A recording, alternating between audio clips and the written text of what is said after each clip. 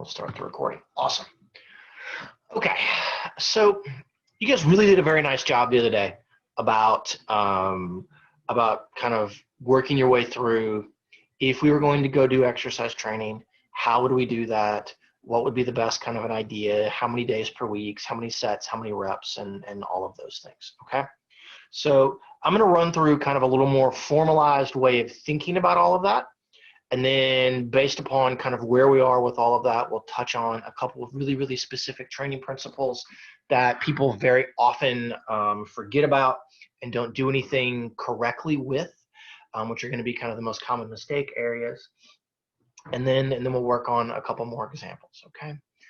So when we talk about resistance training, okay, generally the thing that we mean by this is lifting weights. Although, to be honest, at kind of today's day and time, there are some things that are going to kind of fall in between what we would call traditional resistance training and then sport specific training, but then also stuff that is going to train you for like local muscular endurance, okay?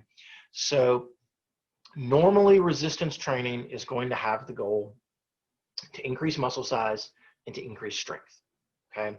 And so in general, this means that you're going to lift a reasonably heavy weight for a kind of small-ish number of times or number of repetitions, okay? So when we want to prescribe resistance training to people, we have to think about what exercises are we going to do. We're going to do squats and we're going to do lunges, or how are those going to work and fit together, plus knee extensions and things. So what exercises are we doing? What's the order of those exercises? Which one do we do first? Which ones do we do second? There is some evidence on kind of which ones are the better ones to do first and second, and third and fourth, and so on. Okay. We want to focus very, very intently on the amount of weight that we need to lift. Okay. The weight used during resistance training, this is our marker of exercise intensity.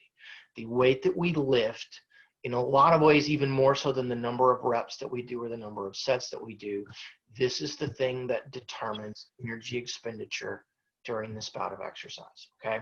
So how are we going to decide how much weight we're going to lift? This is the place where most people make mistakes, okay? Based upon the weight that we're lifting, how many sets of this exercise are we going to do? How many repetitions within a set are we going to do? And then what are our rest periods in between sets going to look like? Okay. So a couple of things that we need to kind of understand going into all of this. They're going to help us with our choice of exercises, that are going to help us, especially with picking our weight that we're going to use in our intensity measures, is going to be the concept of progressive overload and something called specificity of training, okay? So I'm going to cover specificity first, and then we'll kind of come back to progressive overload. And my guess is that these are things that are going to seem very obvious to you, but this may be one of the first times that we've ever formally defined what these things are. Many of you, if you do resistance training or you do aerobic training, do any kind of exercise training, you are probably doing something that looks like these things, but you may not realize that this is what we call it, okay? So the concept of specificity of training is going to tell us that when you train, the body is going to have adaptations that take place over time that are going to be very, very specific to the stress that you have placed on the body, on the system, by your particular training protocol, okay? And that may seem super obvious, but what this means is that if I want to get stronger in my legs, I have to work out with my legs, okay? If I'm going to do a certain kind of what we would call a back squat, where you have the weight behind you, and I do a squat up and a squat down, okay, I'm doing squats like this, then I am going to adapt to get better very specifically at doing back squats like that, but also doing back squats with that amount of weight for that number of repetitions, for that number of sets, that number of times per week, okay? And so what we need to be very thoughtful about and very intentional about is that if this is how adaptations are going to work, then we need to have some idea before we start a training program of, well, what are my goals? What do I want to get out of this? Okay. And then I need to make sure then that based upon what my goal is, that I am being very specific about my training in order to put me in a place to generate the adaptations that will help me reach my particular goal. Okay. If your goal is to, I want to squat as much weight as I possibly can one time because I want to be a power lifter, how you would go about training, your choice of exercises, your order of exercises, your sets, your reps, your weights, those things will look potentially very different than a person that says, I am training to be a gymnast, or I am training to be whatever else it is that you think. I'm training so that I can have better leg strength so I can walk up and down stairs better, something like that. Okay, that's the idea of specificity. The adaptations, you are going to get better and induce adaptations at just exactly what you do during training. So you need to make sure that how you train is going to fit with what you want on the back end. Okay. Most people do reasonably well at specificity. Where they have real problems is with this idea of progressive overload. Okay. The single most important thing, I cannot emphasize this enough. Okay. The single most important thing that drives adaptations to any kind of training. Okay. And that can be whatever it is that you're doing. If you want the body to adapt, if you want to get better at doing something, we have to overload the physiological systems that are being used during that particular activity. Okay? And so the idea of overload is that training must take place at a higher intensity than whatever it is that your body is accustomed to. If you're not making it hard, right, your body won't adapt. If you're doing something that you're used to doing and you just do the same thing over and over and over again and you never add additional reps or you never add an additional set or you never add more weight, then at some point the body stops adapting. Okay? In the same way that your brain works, right? If you never try more difficult Sudokus than what you're used to doing, you're never going to get any better, right? You get up to a certain place and then it just kind of stops, right? The only way to improve, the only way to drive adaptations is we have to overload. And so the idea of progressive overload is going to get us at that I start training and whatever it is that I'm doing is sufficient to overload me. Okay, so I will get some adaptations. But as those adaptations take place, I'm going to get stronger. My muscles are going to get bigger. And so whatever I've been doing is now no longer likely going to be sufficient enough to overload my newly adapted system, right? If we start off and I can lift 100 pounds and then I do some training and now I can lift 150 pounds, then lifting whatever I was doing beforehand is no longer going to be sufficient because I've gotten so much stronger. Okay. As a concept, guys, does that make sense? Okay. The lack of overload is the single biggest mistake that most people that train improperly make. And it really prevents them from reaching their potential or reaching their kind of exercise goals, is because it's hard. Overloading is hard. It makes things unpleasant when you're doing the workout. Okay. And so you have to keep doing that. All right. Can I get some like thumbs up, nods of heads, something? Does that make sense, guys? Okay. Sweet. All right. So as we talked about the other day, and you guys did a wonderful job of doing this, okay? Within those parameters, all right, here's the American College of Sports Medicine's recommendations for how we want to do resistance training, okay? So healthy individuals, so people that don't have some kind of underlying orthopedic injury or an issue kind of with a muscle or a bone, you don't have high blood pressure, it's safe for you to exercise, okay? You should perform each exercise to the point of what we call volitional fatigue.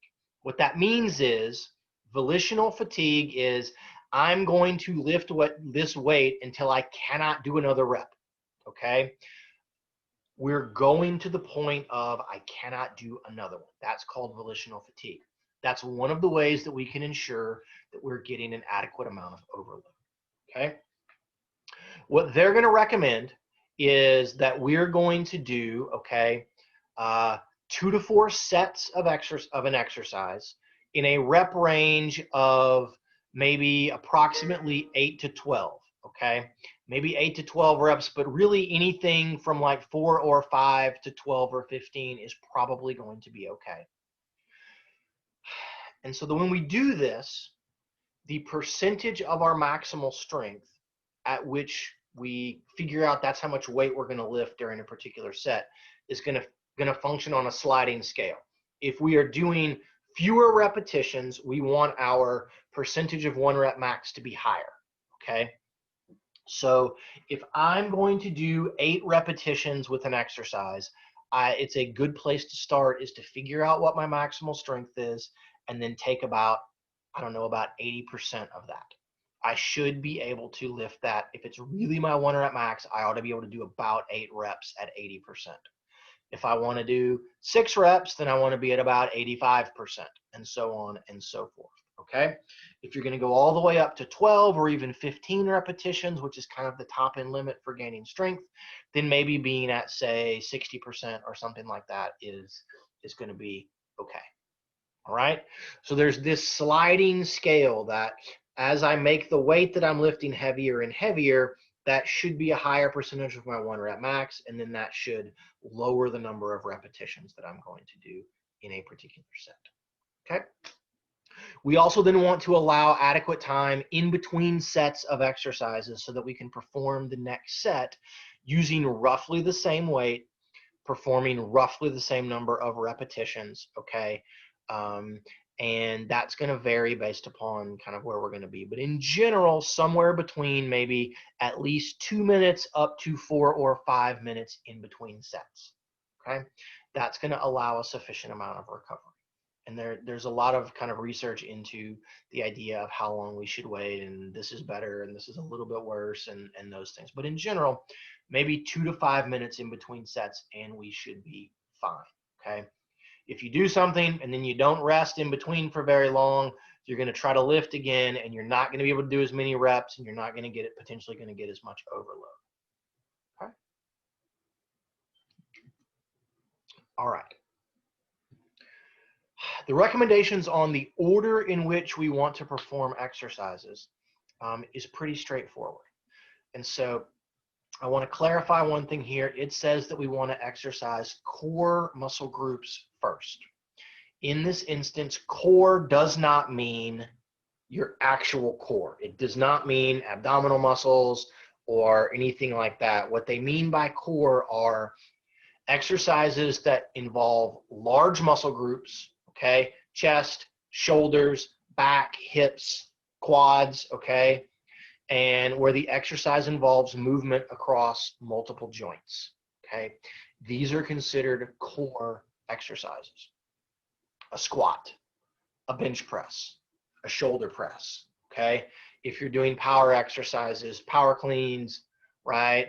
A snatch, clean and press, something like that. Lunges, these are considered core exercises. We want to do those first, okay? And then we're going to do what they call assistance or accessory exercises second, right? These are going to be exercises that typically involve movement at one joint that target smaller muscle groups, okay? So when I do back exercises, if I'm going to do something called a lat pull down, where I'm going to grab a weight over my head, I'm going to pull it down, I'm using my lat muscles, I'm using my deltoids even a little bit. I'm also using my biceps to some extent as I pull, okay? I would do that first, and then I would come back and do this single joint bicep curl afterwards. The reason we do assistance exercises second is that movements that cross multiple joints are sometimes going to be limited by the weakest muscle that is being of all of the ones that are being used. And so if I did my bicep curls first, I've now tired out my biceps, I've fatigued my biceps. Now I'm going to go and I'm going to try to do my lat pulls, and the amount of weight that I can do in my lat pull or in my row may now be limited by the fact that my biceps are weaker because they're fatigued, and so I can't lift as much weight, and so now I may not be able to overload the primary movers in that my back muscles because I'm limited by my biceps. Okay, does that make sense, everybody? That's why we're going to do things in that particular order.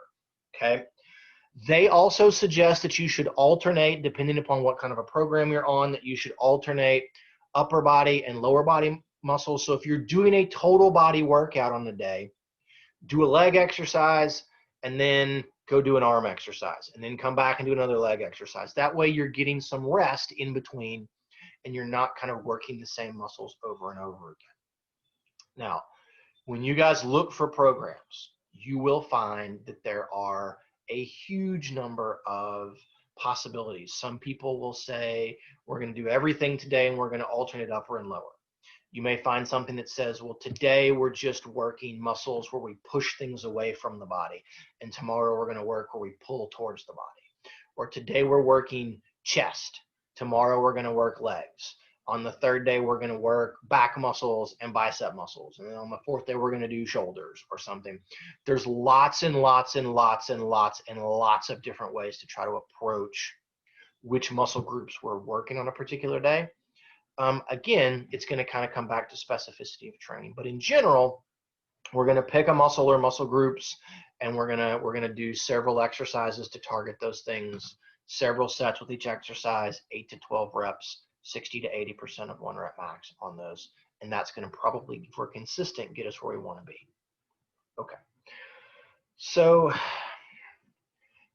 here's a way and a structure for you guys to use when you are evaluating, okay, either your own workout program or a program that somebody else that you're looking at that somebody else is doing or that you're going to find on the internet. So you're going to use this. I'm going to ask you to do this on our test, but you're also going to use this in your exercise critique. And it's called the FITT principle, okay? And so FITT stands for frequency, intensity, time, and type, okay? And so when you look at a workout, what you want to do then is look for these 4 characteristics of that workout. Look for the frequency. How many days per week are they asking you to work out, okay? Write that down. What is the intensity at which on those days that you're working out, what's the intensity? Typically, intensity needs to be measured and assessed as a percentage of your maximal strength, okay?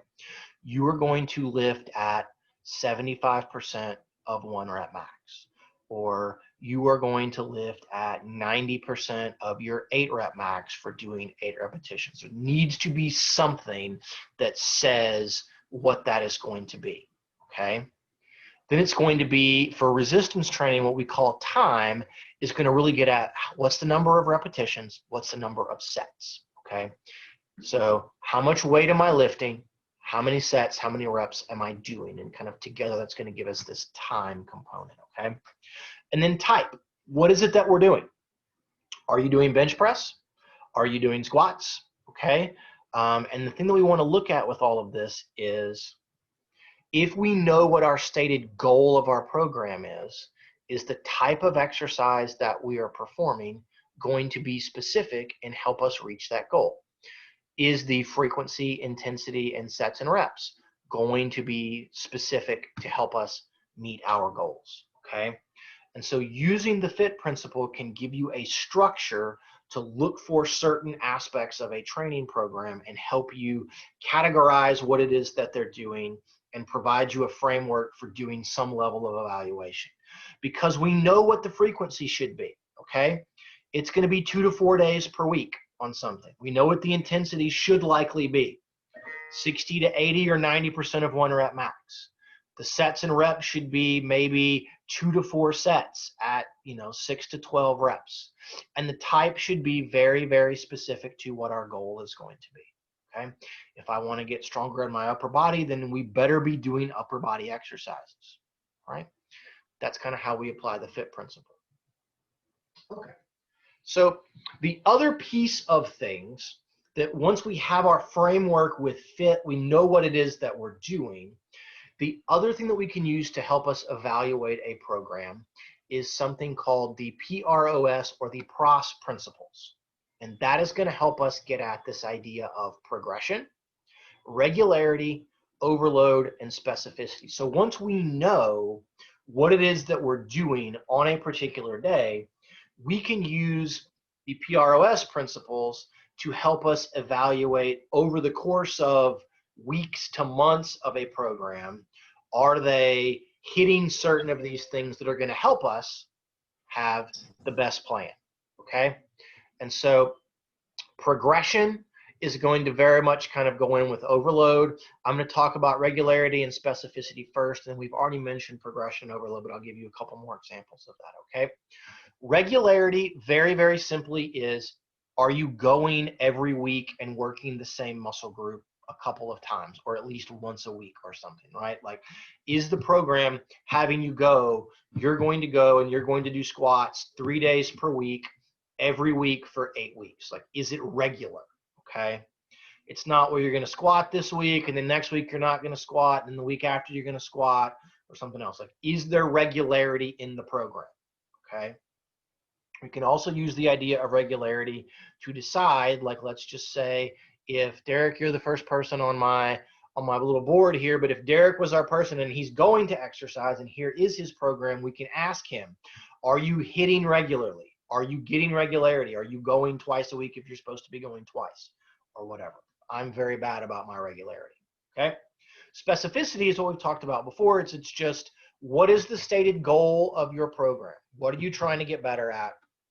And are you doing these specific exercises to help you reach that goal?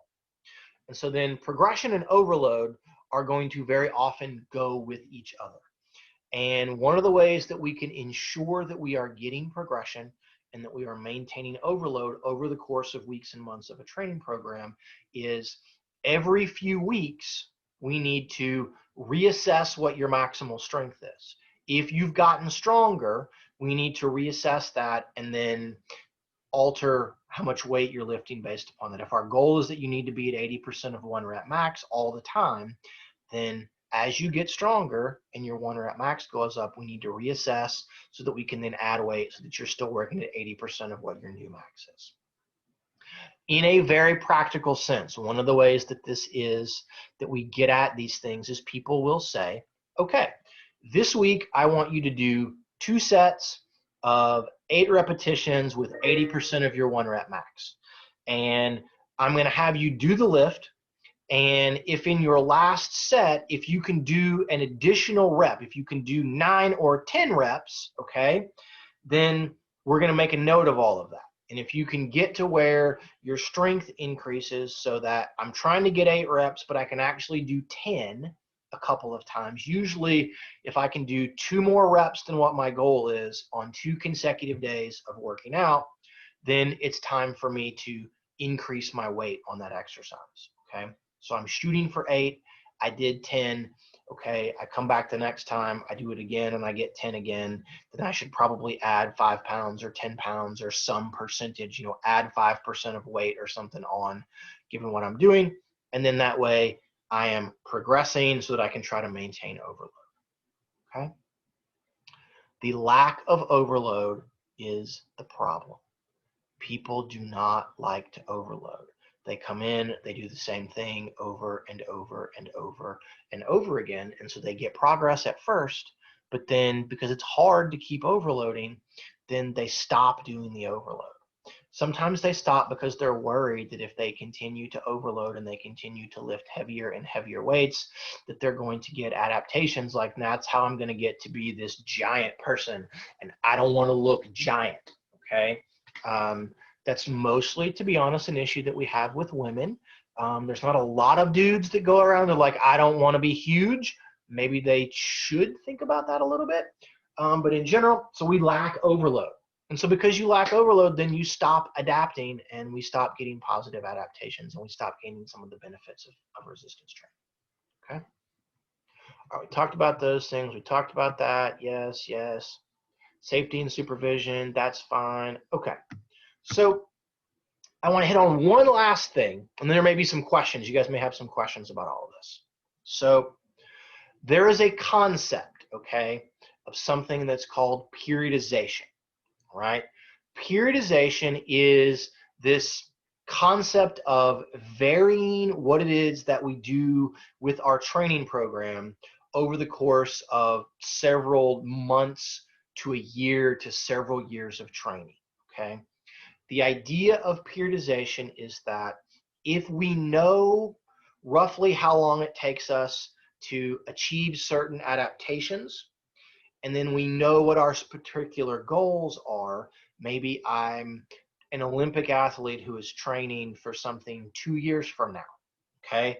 Or I'm an athlete at OU and my sport takes place in the spring, right?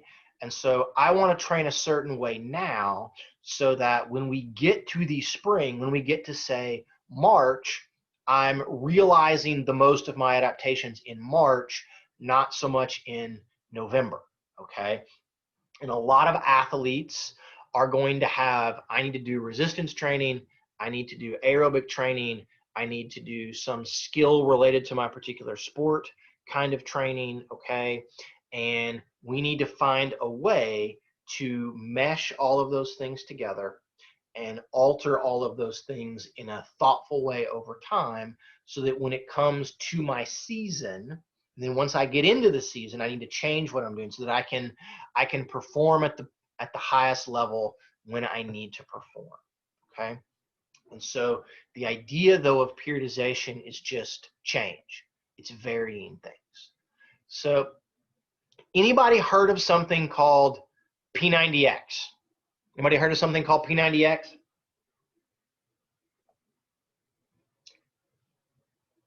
Okay, Sarah, I'm getting a thumbs up from you. Anybody else? There used to be, before we streamed everything, I'm pulling out all of you guys on this. Before we would stream everything, there were these infomercials, right? That were on TV late at night, early in the morning. And so there would be all this stuff, and it would be P90X. It's like, here, buy this 12 DVD set back when we watched DVDs and things, and it will tell us what it is that we're going to do. I'm sure there is now P90X. You can just stream it live or something. Does anybody remember what it was that was supposed to be the magic thing about P90X that made it so much better than any other way of training, like what the science behind it was supposed to be?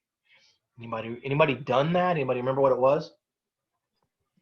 Wasn't it like the time aspect of like you could get a lot done in a small amount of time? Yes, that was one of the things, Derek. That's right. They had something else, and they gave it kind of a silly sounding name, but it was very catchy.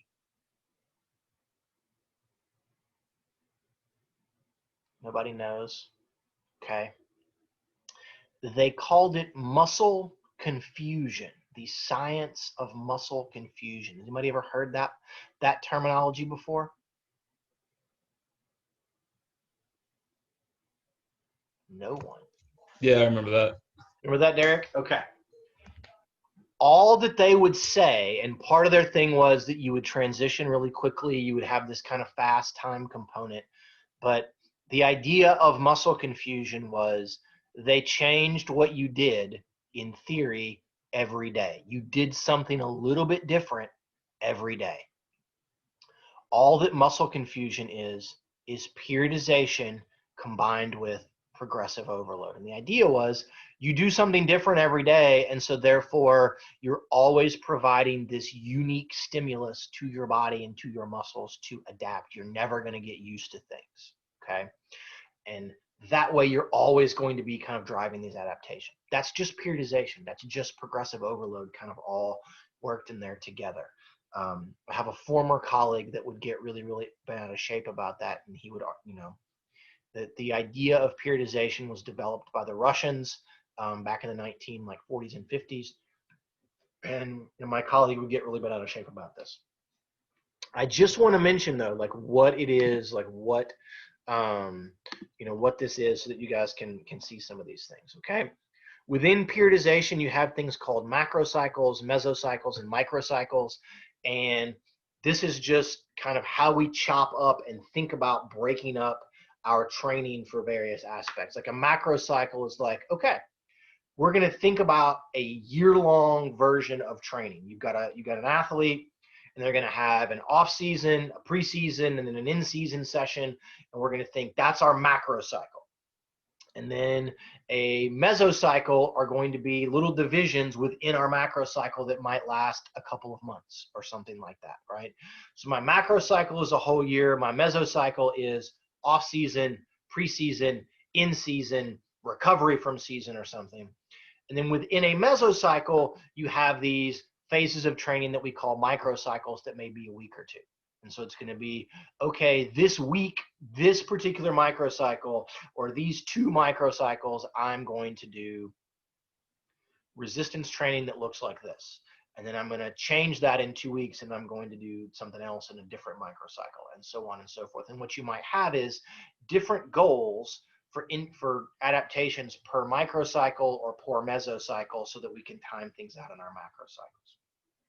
Okay, so this is going to get into this idea of, at some points I may be training to make my muscles bigger. At some points I may be training to make my muscles stronger. At some points I'm training to try to make my sprinting speed go up. At other points I'm training to try to make my maximize my increases in my sport specific skills. And we're trying to find a way to balance all of these things together in a very thoughtful manner so that I can perform best in a given season. If this kind of stuff interests you, then I would encourage you guys to take our advanced resistance training programming course that's usually taught by one of our senior PhD students. And the entire course is just about periodization and like how to put all of this stuff together and to do things. Okay. All right. Questions about any of that?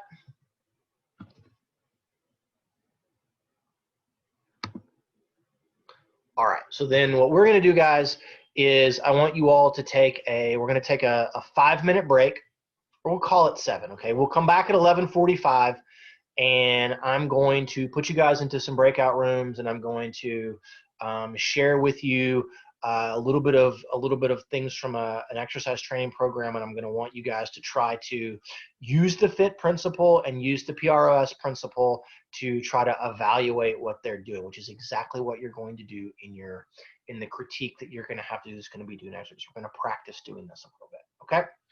All right. So let's take 7, and then we'll come back and we'll do a little bit of group work. Okay.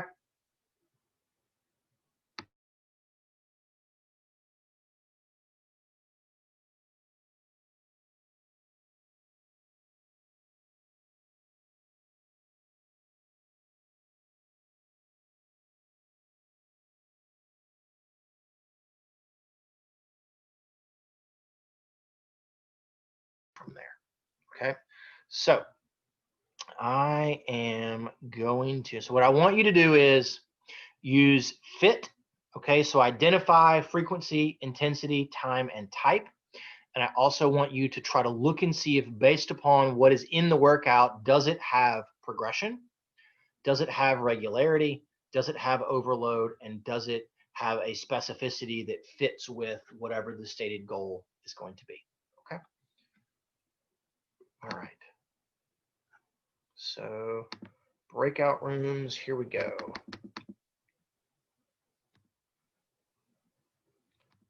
You should be getting an invitation. So please just hop in, and then we will go from there.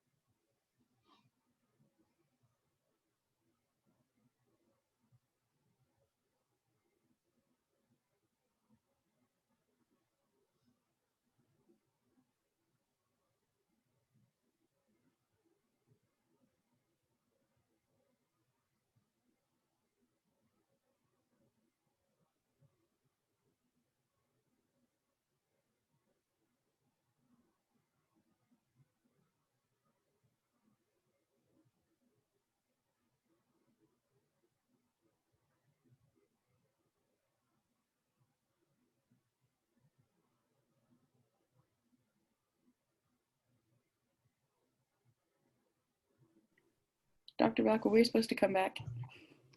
Oh, are y'all done? Yeah, are we supposed to be posting it in the chat? Yeah, if you could, that would be fabulous. And And all then, we're yeah, supposed to do was fit and then like the progression, regularity, that thing, right? that's right. That's all you had to do. Cool. Y'all did it quick. Yeah, were we just supposed to do like the first one for group 1, second one for group 2? Or are we supposed to do all 5 of the samples? No, like basically the samples, like if you look, the samples are just what I gave you guys are just they're just kind of derivations of the same thing. It's like, hey, do this today and then do this other thing in a couple of weeks or something. So it's kind of a derivation on the same theme. So they're kind of all meant to be taken together. So that's So is this supposed to be a 5-day-a-week workout plan then? Or is it like sample 1 is like 1, you do that 1 week, sample 2, you do that the second week? Right. So it's a good question, right? Yeah, because we kind of took it as that was the one workout they were going to do like that one time that week. Sure. So that would likely be a shortcoming of the thing, is that it should have stated much more explicitly, right? Like, what are we doing here? Like, why does it not say this is a Monday, Wednesday, Friday workout, or this is, Monday, Thursday, or you're going to do this version on Monday and this version on Tuesday or something.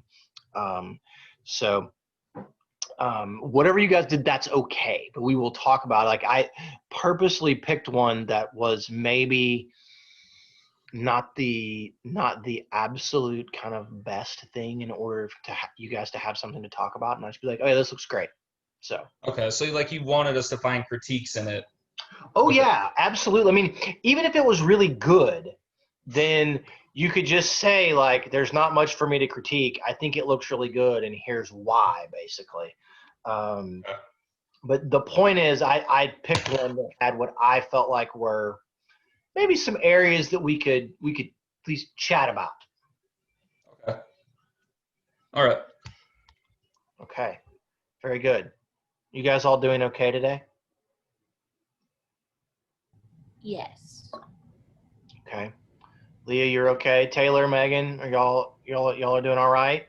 It's Wednesday. Yeah. We're surviving. Yeah. Okay. All right. Well, y'all caught me popped back out into the middle. I'm gonna hop into one of the other breakout rooms and check on how people are doing. So y'all just post it in the chat and just kind of hang tight. Hopefully we'll get everybody back in here in just a couple of minutes and we'll move this forward. Okay. Good.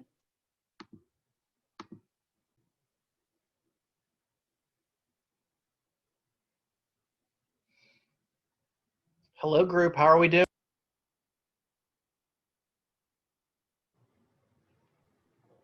Pretty good. Pretty good. Okay. What does pretty good look? Oh, sorry. Just to clarify, do we just choose one of the sample workouts and apply the principles? Sure, that's fine. And one of the reasons that I picked the thing that I did was it's not immediately clear, like, is sample workout 1 meant to be done on Monday and then sample workout 2 meant to be done on Tuesday or Wednesday? Like, there's not a lot of clarification on that, and that is potentially an issue. But if you guys just do something, that'll give us some, that'll give us some progress and something that we can at least have to talk about. Okay. Okay. Are y'all all doing okay on this lovely Wednesday? Yeah. Okay. Hannah, Jenna, y'all are okay? Yeah, I'm good. Okay. Okay. Jenna's typing yes. Okay. I understand. All right. Michael, today is good, or at least not terrible, I hope.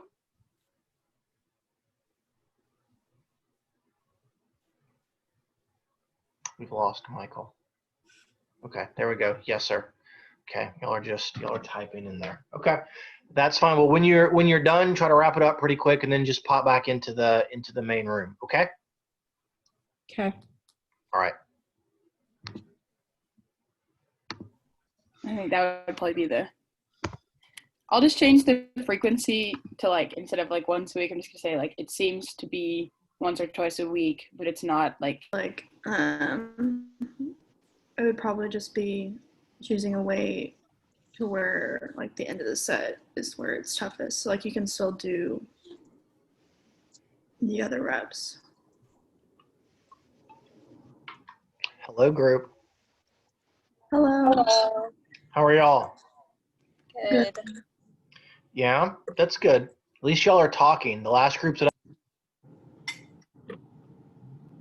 responses to me in the chat function, which is an interesting approach. But okay, are you guys doing okay with this?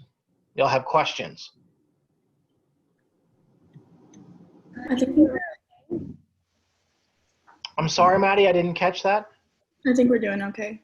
Think you're doing okay? All right.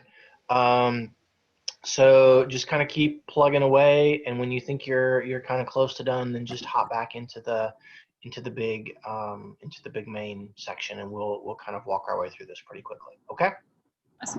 Thank you. All right.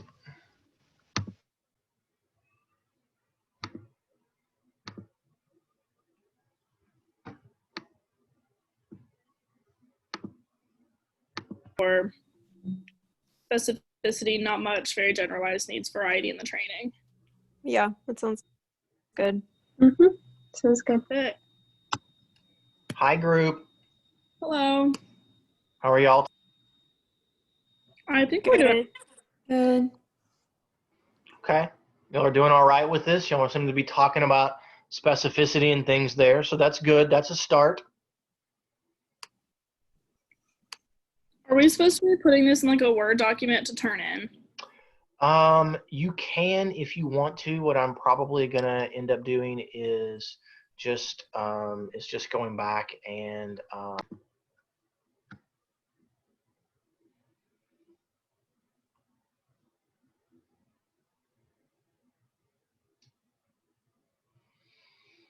okay. So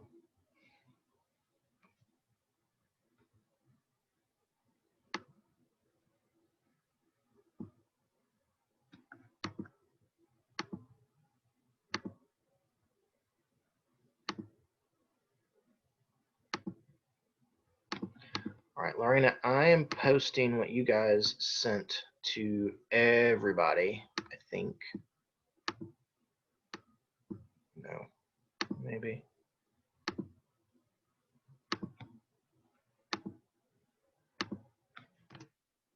There we go.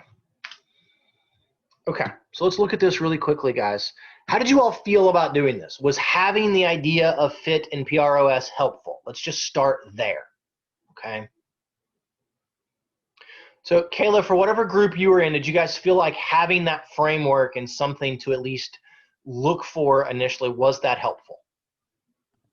Yeah, I think that was really helpful. We were able to like go back and forth between the slide and then the workout program you sent us, and we were able to figure it out from there. Okay, good. Anybody not think that that was helpful? I've had people in previous classes that did not find it to be helpful, which I find to be strange, but you never know. Okay, so let's look at kind of what you guys did. So let's go all the way back up here. I think maybe the first one that everybody can see, we're going to start with Sarah's. And so you guys put on frequency not really there, needs more explanation. Intensity not there at all, needs explanation. Time, good, it includes the number of sets and reps. The type was good, however, accessories needed if you want to pinpoint muscle strength. So Sarah or someone from your group, when you guys said that it really didn't say much about frequency and it needs more explanation, then like what exactly, like it wasn't there at all, like it didn't say the number of days per week to do things at all? Well, I mean, it gave rest days, like you should, hold on, let me go back to it. It said something about like take a few days in between to rest.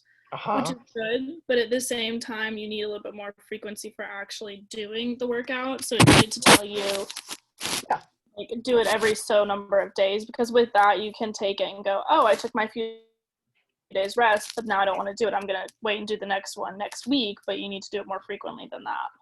Okay, excellent, excellent. So sorry y'all's group got the same thing. You're like, yes, it mentions this, but not there. So Lorena, your group, you guys put that you thought the frequency was sufficient. So can you talk to me a little bit about what that kind of how you guys arrived there? And then Emily, y'all's group also said you guys got that you thought it was 3 to 5 days per week, allowing for a day of rest without being sore. So my question is kind of where did you guys find that information that maybe the other groups would have missed?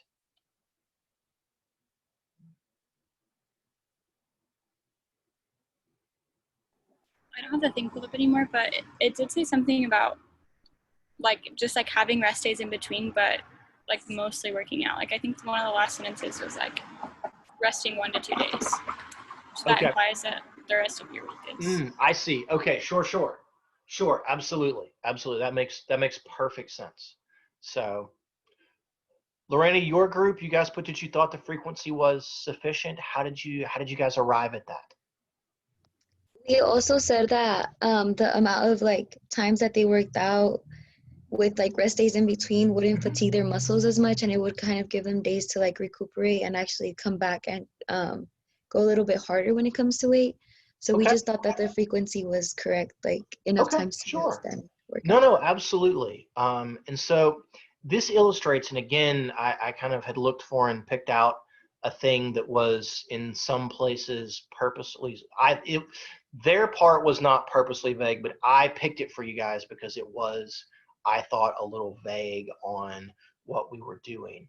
And what I hope that this illustrates for you guys is that you can arrive at different conclusions from the same thing, and that like you guys are all in some ways correct. But what this really, I hope, illustrates is when we're looking at a program, it's really helpful if it's very, very clear, right?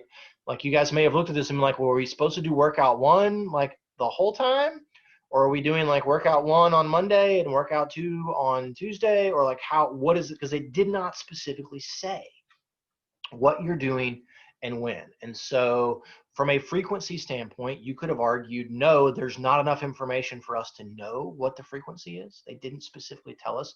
Or you could, based upon how they talked about the rest days and those things, you could kind of infer from that it was probably going to be 3 or 4 days per week for the most part, with a day or 2 of rest in between. You'd kind of arrive at that, and that might actually be sufficient.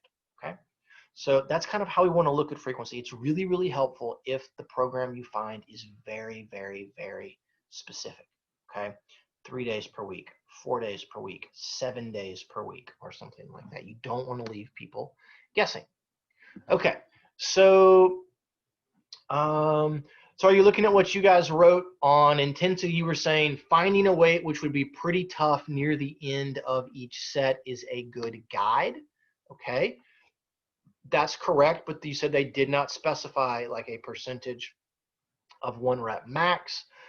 Sarah, your group said it really wasn't there, that it needs an explanation. They're not talking about percentage of max at all in those ways. And then Emily, you guys were saying a weight that begins to be challenging. That's one way to look at all of those things for sure. Hannah, y'all's group varies depending upon your 1RM, kind of that 10 to 12. So how did you guys make that decision? Do you think saying something like it's going to be tough near the end, do you guys think is that a sufficient thing to tell somebody? Is that going to be right? So like Isabella, if I told you you're going to go work out today and I want you to do something that's going to be tough near the end of doing 10 to 12 reps, how easy or difficult is that going to be for you to figure out today?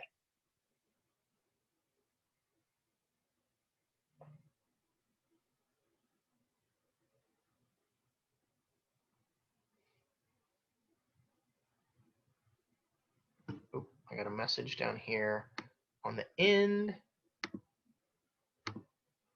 what was it? Oh, sorry, my mic isn't working, but it's not that hard. Okay, so that might not be that hard for you. Okay, perfectly reasonable. Is there anybody that maybe if I told you guys you need to go do something that you got to do it 8 times and it's going to be pretty hard by the time you get to the 8th one, that you'd be like, I got to kind of think about that, or I got to play around with kind of the amount of weight. Like if I said you got to go bench press, you got to do eight reps on a bench press today, and then that might be a little vague. Okay, so one of the things to consider when we look at intensity, again, oh, Sarah, were you going to say something, or? Yeah, I mean, I was just going to agree that it's going to be pretty difficult. I mean, at least for me, Yeah. if I know it's going to be hard at the end, I'm going to try and conserve my energy at the beginning. So then I might not judge it right. So I might not know if I'm like saving enough energy or anything like that to get to the end and still struggle. Right, exactly correct. Okay. And so if you work out a fair amount and you have some general sense of kind of what your maximal strength is or what you're used to doing, then it might not be that difficult for you to just roll into the weight room, grab something and be like, yep, I can do this about 8 times.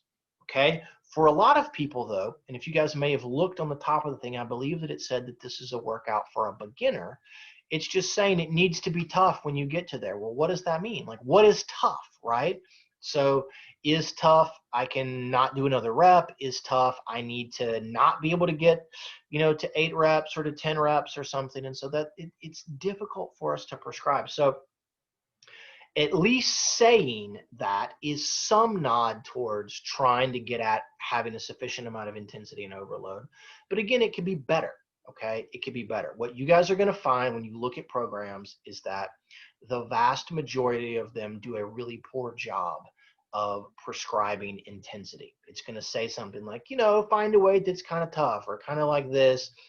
Very few programs are going to specifically tell you, find your 1 rep max and you need to do 8 reps at 80% of 1 RM or 10 reps at 70% of 1 RM or something like that. And so we can improve a lot of programs by kind of dialing in our intensity. And I say all of that simply because the intensity is the single most important portion of all the stuff that we're doing.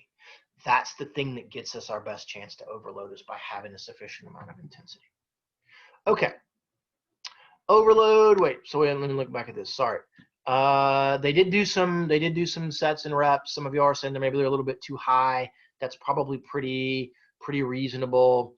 The specificity, we didn't do a terrible job on specificity. It was in many ways very general, but at least they were trying to say something on all of that. So then let's talk about kind of progression and overload. Let me pick out some ones here. Let's look at Hannah's group that is going to be here. Progression, alternating weights depending upon your personal 1 RM. That's a reasonable way of trying to do that. Repetition, y'all are thinking 3 days a week for an unspecified number of weeks, so that they're at least trying to do a little bit of repetition. Overload, increase sets, but keep a consistent amount of reps. Okay, that's not terrible. And then specificity, upper back, upper leg. So they were doing not too bad on that. Okay. And so that part of those things, they didn't do too terrible a job on. Okay. There were multiple workouts that were there, so you could argue that there was some progression based upon all of that. As those things went, they varied sets and reps and potentially weight a little bit. They do talk about making things difficult towards the end of a particular set, and so you could argue that that's a way for us to get to overload and those things. And so, but again, it's reasonably vague on a lot of those things. Okay. All right. So, given what you guys just did, okay, you're going to do exactly the same thing and we're going to make this due next Friday. Okay, it's going to be due next Friday. You're going to go and you're going to find either online or in a magazine or something like that. Most of you will probably do it online. I want you to find a resistance training program. I'm going to ask you, okay, because this happens every semester, you're going to go and you're going to type into Google resistance training program, or resistance training program for increasing strength, or resistance training program for women. And what I want you to do is not pick anything on like the first page of your Google results, okay? Because if you do that, you're going to have to load this up. There's going to be an online Dropbox and an assignment thing in Canvas. You're going to do that. You're going to load it up, and you're going to have found something that is basically what somebody has found in a previous couple of semesters, and it's going to think that you've plagiarized things, and because you're just doing the exact same thing that they have done. You're going to turn in the program that way, okay? So just for the sake of variety, pick something on the second or third page of your Google results, okay? There's not really any, I'm not going to give you any instructions beyond find something, okay? You're going to do a critique, and you're going to have to tell me as part of that critique, like, what's the stated goal of that program? What are they telling you it's good for? Who is it good for? And then you're going to evaluate the program using FITT and PROS. And then, you know, what were they doing that was good? What were they doing that could use some improvement? And then you're going to write a little narrative thing on how they were doing. They had good with frequency because it was in this range, not so good with intensity because they didn't specify, or it wasn't in this range. And then you're going to, if whatever it is that you picked, okay, has some flaws to it, then you're going to need to make recommendations on how, based upon what we've talked about in class, how might they go about making it better, okay? What would you tell a person to do to make it better? There are some instructions and a breakdown of the points for this, okay, on the last slide of the PowerPoint that we just finished today. I'm going to share my screen with you guys, and I'm going to pull up that PowerPoint, okay? So resistance exercise critique. And so there is a bit of a grading rubric that's going to be down here. I also have a thing that is in Canvas. There's going to be a deal that has the grading rubric and has the instructions for what you want to do on all of this. You've got to pick a proper article. It needs to be resistance training. It doesn't need to be cross training. It doesn't need to be something where you're doing more than 15 repetitions or something that involves running or biking. It needs to be lifting weights, okay? You're going to provide info on adherence to FITT and PROS, and then you're going to talk about are they meeting their stated goal, and then making recommendations to change it. So it's going to be worth 25 points, okay? That's going to be kind of what your grading rubric is going to look like. This will be due next Friday, okay? Next Friday. Also due next Friday, okay, is going to be lab number 1. So what I've decided is that we are not, I'm just going to give you some grip strength data. We're not even going to do the grip strength.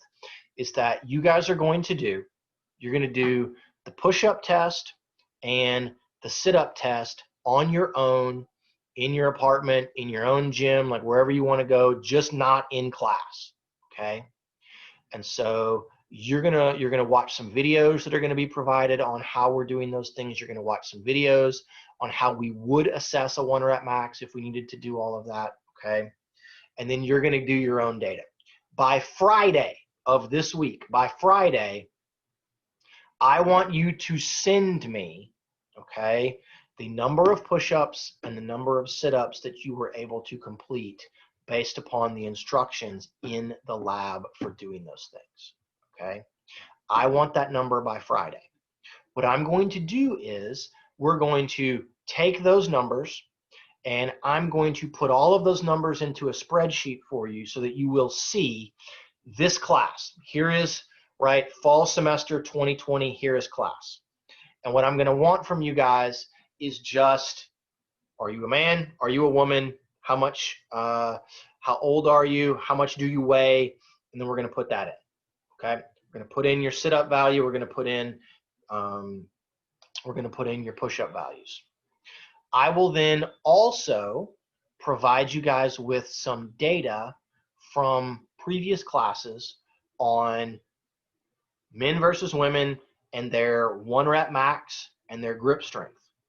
And so what you all are going to do then is, as part of lab, you're going to take the push-up and sit-up data from our class, and you're going to split it out, and you're going to do a graph, a bar graph, where you're going to have how many push-ups on average were the men doing, how many push-ups on average were the women doing, and then a third bar, which is how many did you do? And that way you can make some comparisons, right? As a guy, you did about the same as the other guys on average in class.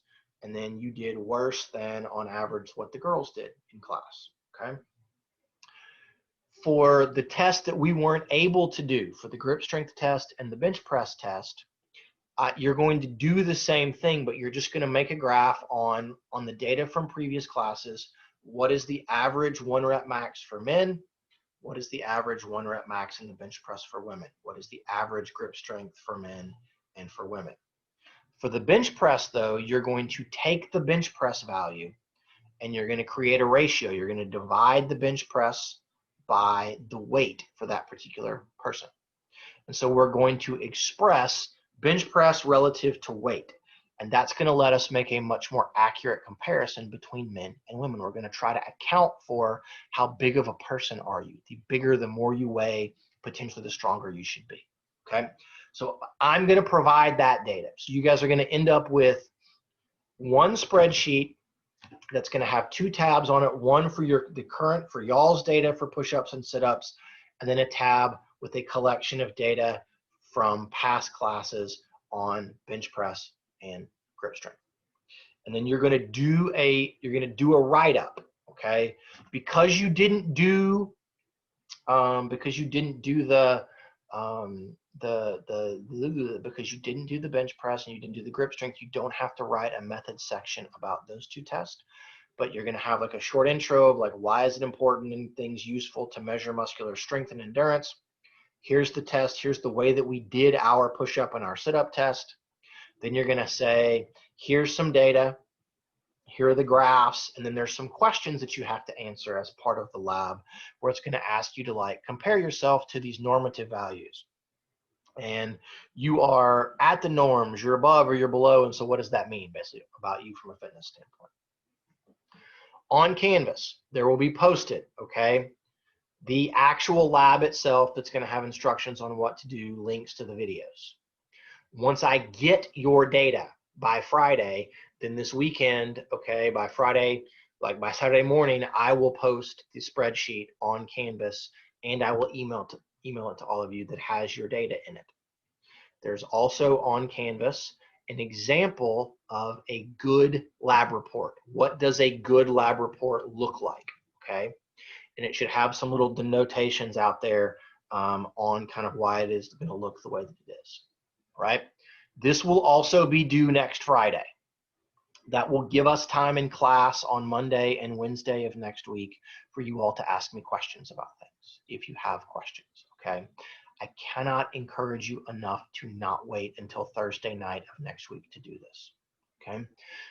There will also be a Dropbox posted on Canvas where you will electronically submit the lab, okay?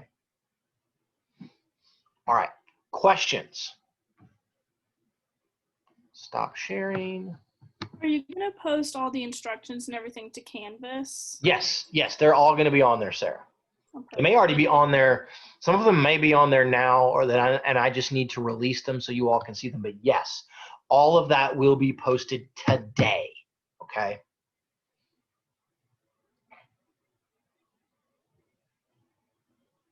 Okay. So we have that.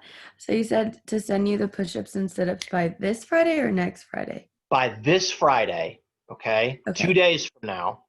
And then the lab itself will be due next Friday. And I'll put an announcement on Canvas, and I will, when I open up the Dropbox for that, it will have this, but I will put on an announcement when everything is due, okay? Okay, so those are the only 2 things we're turning in? That's right. Okay. Ooh, I wanted to do this. I'm gonna, while you guys are here, and I know we may have just lost, nope, Sarah's still here. I'm gonna take a picture of this so that I can remember who all was here today, and give you guys assignment credit for that as well. Okay. All right. Any other questions, guys?